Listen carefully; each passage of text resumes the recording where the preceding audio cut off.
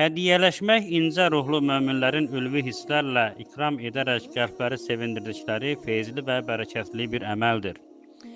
Ürəkdən edilən bu ikramlar insanlar arasındakı məhəbbət və qardaşlıq hisslərini gücləndirdiyi kimi Allahın rizasını da qazanmağa vəsilə olur. Əziz Peyğəmbərimiz sallallahu aleyhi və səlləm belə buyurur: Hədiyyələşin ki, bir-birinizə olan məhəbbətiniz artsın. Bir-birinizə hədiyyə verin, çünki hədiyyə qəlblərdəki küskünlüyü yox edər. Hədiyyə vermək cömertlik və ehsan hisslərinin meyvəsi və gözəl əxlaqın əlamətidir. Müsəlman gözü tox və cömert olduğuna görə hədiyyə verməkdən böyük həzz alar.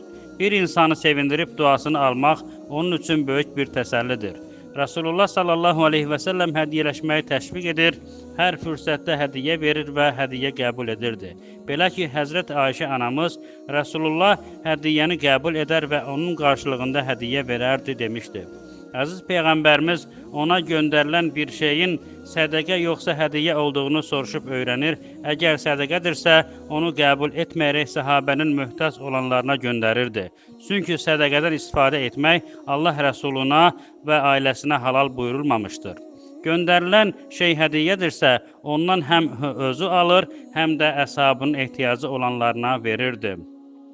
Hədiyyə vermək və gələn hədiyyəni qəbul etmək həm söhbətinə dəyər verməyi və ona olan məhəbbəti göstərir. Ümumiyyətlə, hədiyyənin maddi qiymətindən daha çox daşıdığı məna mühümdür. Bu baxımdan hədiyyənin böyük və kiçik olmasına deyil, onu verənin ixlas və səmimiyyətinə baxılmalıdır. Rasulullah sallallahu aleyhi və səlləm belə buyurmuşdur: Ey müsəlman xanımlar, heç bir qonşu xanım bir qoyun ayağı olsa belə qonşusuna verəcəyi hədiyyəni kiçik görüb verməməzlik etməsin.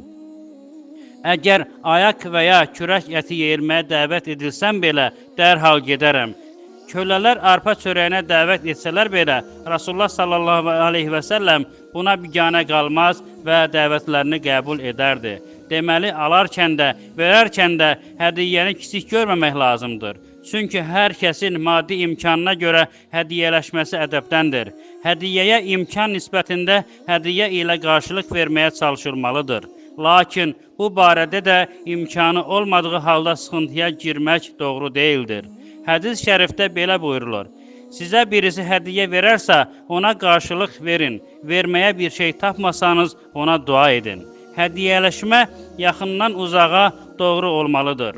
İmkan olduqda isə həm yaxına, həm də uzağa hədiyyə verilə bilər. Həzrət Ayşə anamız radiyallahu anha belə demişdir: Ya Rasulallah, 2 qonşum var, hansına hədiyyə verim deyə soruşdum. Rasulullah sallallahu aleyhi və səlləm qapısı daha yaxın olana buyurdu.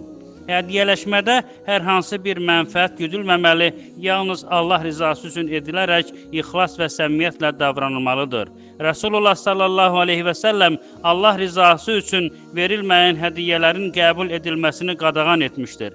Hədis şərifdə belə buyurulur: Kim bir qardaşının işini görmək üçün vasitəsi olarsa, o da bunun qarşılığında bir hədiyyə verərsə, hədiyyəni qəbul etdiyi təqdirdə faiz qapılarından böyük bir qapıya girmiş olar. Biriniz qardaşına borc pul verərkən, borc alan şəxs ona bir şey hədiyyə edərsə, qəbul etməsin və ya miniyinə mindirmək istəyərsə, ona minməsin. Amma əvvəllər aralarında hədiyyələşmə və yardımlaşma olmuşdursa, bu müstəsnadır. Abdurrahman bin Saad radiyallahu anh belə rəvayət edir: Rasulullah sallallahu aleyhi və səlləm Əzd qəbiləsindən Lütbiyyə adlı bir nəfəri zəkat yığmaqla vəzifələndirmişdi. Bu şəxs vəzifəsini yerinə yetirib Rasulullahın huzuruna gəldikdə, bu mallar sizindir, bunlar da mənə hədiyyə edilənlərdir dedi.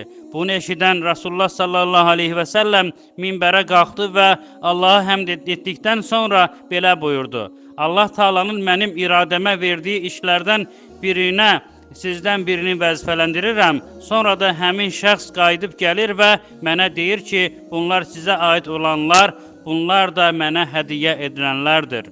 Əgər həmin şəxs sözündə doğrudursa, atasının və anasının evində otursaydı, ona hədiyyə gələrdimi? Allaha and içirəm ki, sizdən biriniz haqsız olaraq bir şey alarsa, qiyamət günündə həmin aldığı şeyi yüklənmiş vəziyyətdə Allahın huzuruna çıxar. Sonra Rasulullah sallallahu aleyhi və səlləm əllərini tam şəkildə yuxarı qaldırıb, Allahım, təbliğ etdinmi? Buyurdu. Esselamu aleykum və rəhmətullah və bərəkatuhu.